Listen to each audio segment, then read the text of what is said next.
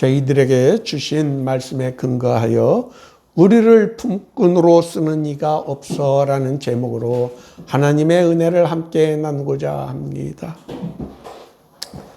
저는 1954년에 흑백으로 제작된 영화 워터프론트를 감명 깊게 보았습니다. 뉴욕의 항만 노동자들의 삶을 바탕으로 한 영화였습니다. 아침이면 일거리를 배당받기 위해 노동자들은 긴 줄을 섭니다. 노조 임원들이 리스트를 들고 일할 사람 이름을 부릅니다. 노동자들은 자신의 이름이 불려지기를 애절한 눈초리로 바라봅니다. 이름이 불려지지 않으면 일을 못하게 되고 빈손으로 집에 돌아가야 하기 때문입니다. 온 가족들의 생계가 그들의 두 어깨에 매달려 있었습니다. 배우 말론 브란도가 주인공 테리 역을 맡았습니다. 그는 한때 권투 선수를 꿈꾸었지만 사악한 항만 부두 노동조합장 밑에서 주먹을 휘두르며 그를 도우며 살아갑니다. 노동조합장은 자기의 이익을 위해 노조원들에게 폭력을 휘두르며 그들을 탄압합니다. 자신에게 맞서는 사람은 수단과 방법을 가리지 않고 제거합니다. 조합장과 임원들의 횡포에 맞서 노동자들을 돕는 가톨릭 신부가 있었습니다. 신부는 누가 나서서 조합장의 비리와 불법을 노동위원회에서 증언한다면 그들을 내줄 수 있다고 노동자들을 설득합니다. 그러나 누구도 감히 나서지 못합니다. 그들이 폭력을 휘두르고 또 일거리를 주지 않기 때문입니다. 그러나 한 조합원이 용기를 내어 베리 신부에게 증언하겠다고 약속을 합니다.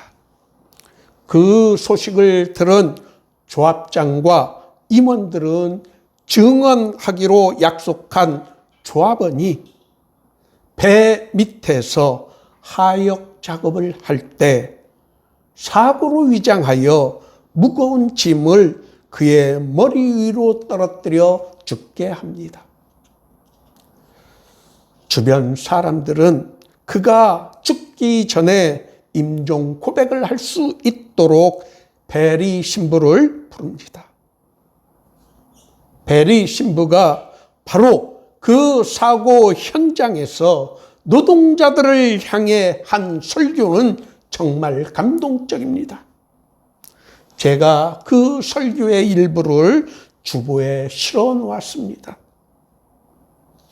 배 밑에서 죽은 노동자 시체 곁에서 설교를 하는 베리 신부를 향해 노조 간부들이 과일을 던지며 Father, go back to your church 라고 외치자 베리 신부는 그들을 향해 Boys, this is my church 라고 외칩니다.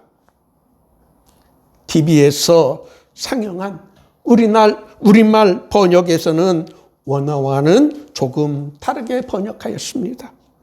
제가 기억하기로는 불법과 폭력이 판치는 바로 이곳이 내가 있어야 하는 교회이다라고 베리 신부는 외쳤습니다. 제가 젊었던 시절에 보았던 영화 속의 그 장면의 감동을 잊을 수가 없습니다. 아침 일찍 지하철 4호선 회원역에서 내려 회사에 출근할 때 남대문 시장 근처에 새벽 인력시장이 열리곤 하였습니다. 저는 그때 많은 노동자들이 둥글게 모여 일자리를 찾는 모습을 보았습니다. 그날 일자리를 구하지 못하면 당장 가족의 생계를 걱정해야 하기 때문에 그들의 표정에는 간절함이 배어 있었습니다. 영화 워터프론트의 장면과 비슷합니다.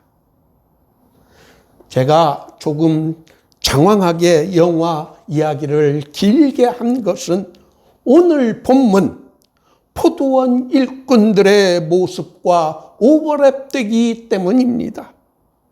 특히 6절과 7절에 11시, 현대의 시간으로는 오후 5시에 주인이 거리에 나가보니 여전히 놀고 있는 사람들이 있어 그들에게 너희는 어찌하여 종일토록 놀고 여기 서 있느냐고 묻자 그들의 대답이 우리를 품꾼으로 쓰는 이가 없어서라고 대답합니다.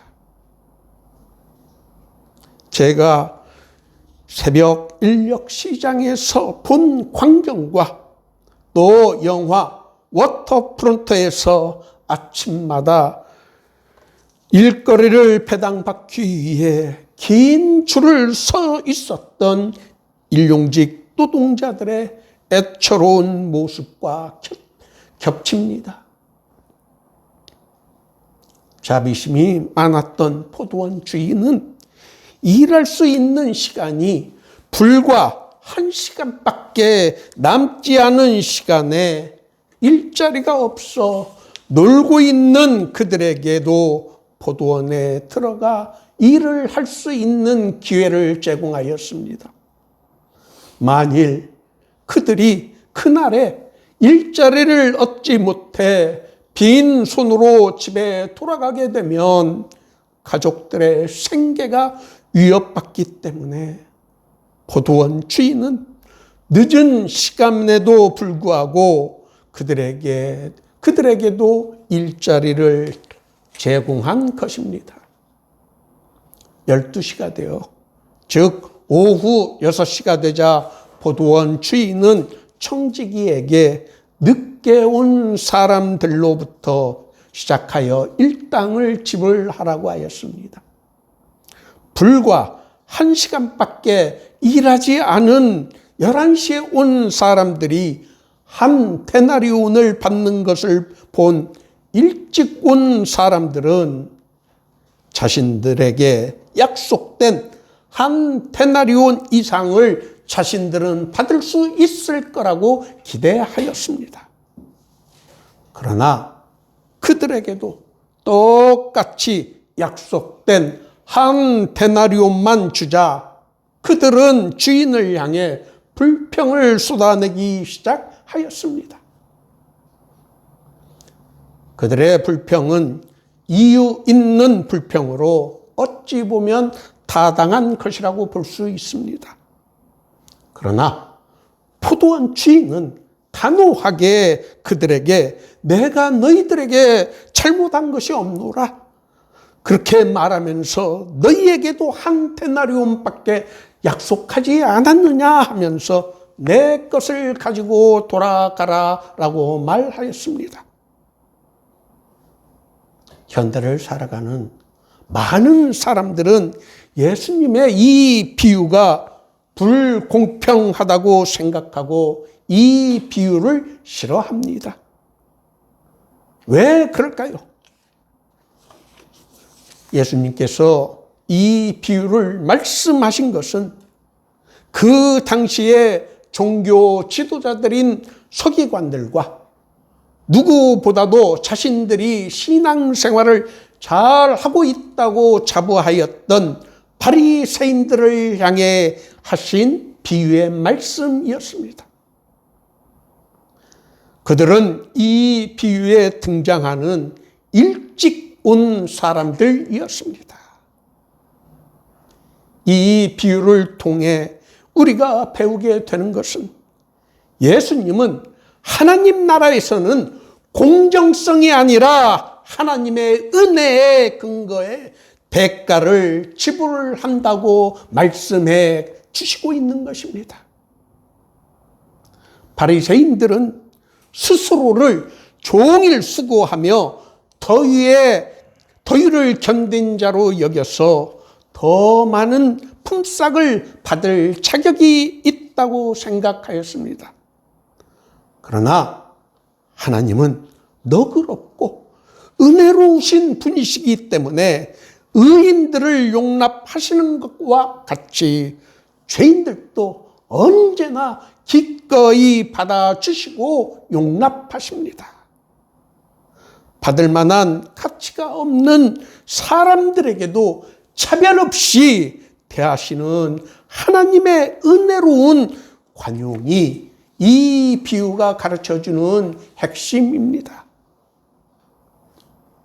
천국은 인간의 공로가 아닌 하나님의 은총으로 운영되는 곳입니다.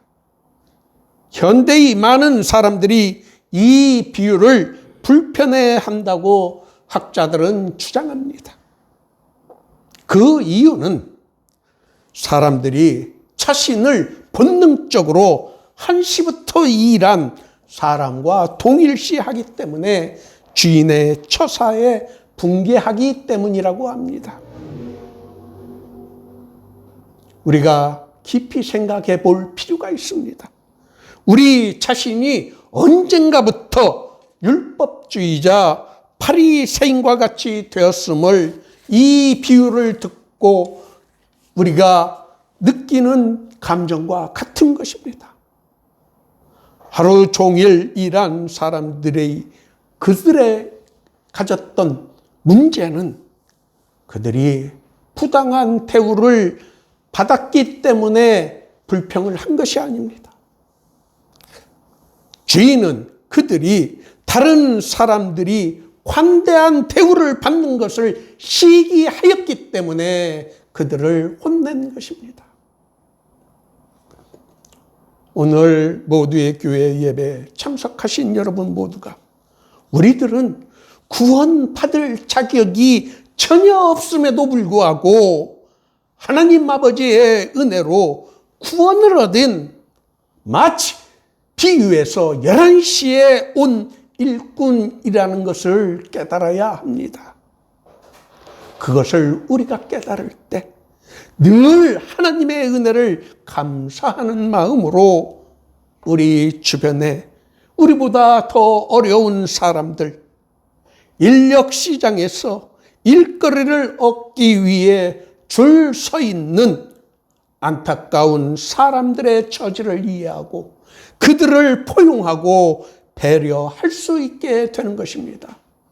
오늘 모두의 교회 예배에 참석하신 여러분 모두는 포도원 일꾼의 비유에 등장하는 11시에 온 일꾼이 바로 우리 자신이라는 것을 깨닫고 늘 항상 하나님의 은혜에 감사하며 그 은혜를 우리의 삶 속에서 우리보다 못한 이웃들에게 갚을 수 있기를 노력하는 여러분들이 되시기를 예수님의 이름으로 축원합니다.